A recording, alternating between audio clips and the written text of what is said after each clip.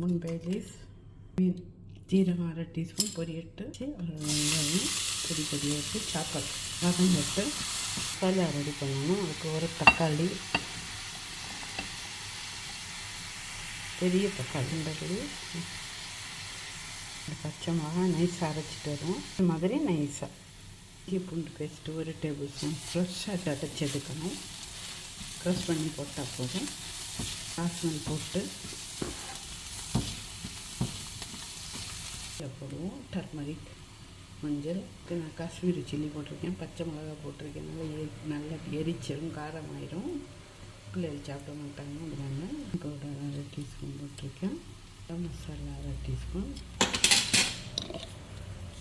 நான் வீட்டிலையே செய்து வச்சுருக்கிறது ரோஸ்டட் கிமீன் பவுடரும் நான் வீட்டிலே தான் செய்வேன்.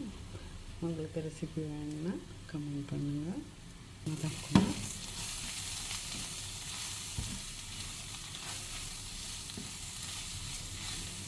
அரைச்ச மசாலா வைக்கணும். நம்ம இன்னும் உப்பு போடலை.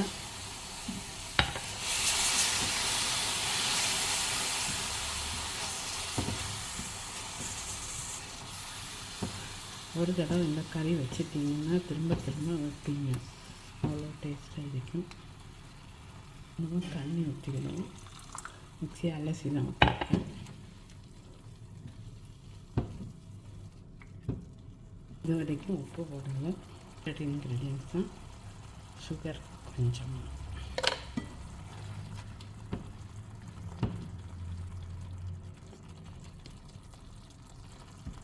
சாப்பிடும்போது அந்த காரத்துக்கு கூட ஒரு சின்ன இனிப்பு இருக்கும். அந்த ட்ரிக்கு இது தான் வச்சுருக்கேன். துபாயில் எல்லா முட்டையுமே இப்படி டேட் இருக்கும். எங்கெந்த கடையில் வாங்கினாலும் அந்த டேட் இருக்கும். இப்படி ரெட் எழுத்தில் எழுதின முட்டை கொஞ்சம் பழசு, க்ரீன் லெட்டரில் எழுதியிருக்க முட்டை கொஞ்சம் ஃப்ரெஷ்ஷு. நீங்களும் பார்த்து வாங்குங்க.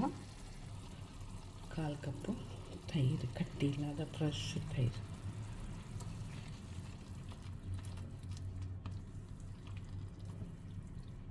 லோ ஃப்ளேமில் வச்சுக்கிடுங்க ஸ்டவ்வை.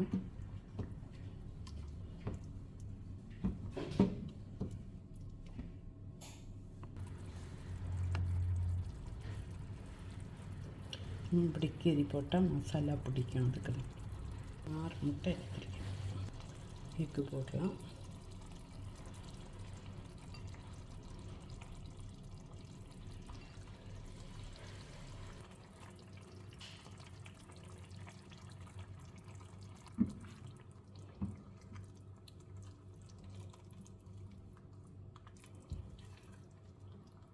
குக் பண்ணணும். இல்லாட்டி அந்த எல்லோ வந்து க்ரீன் கலர் ஆயிரும்.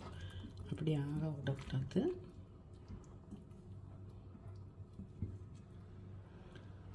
ஒரு நிமிஷம் ஸ்லோவில் அப்படியே குக் ஆகி வரட்டு. இந்த உப்பு, இந்த மசாலா, காரம் எல்லாம் அந்த முட்டையில் பிடிக்கட்டு.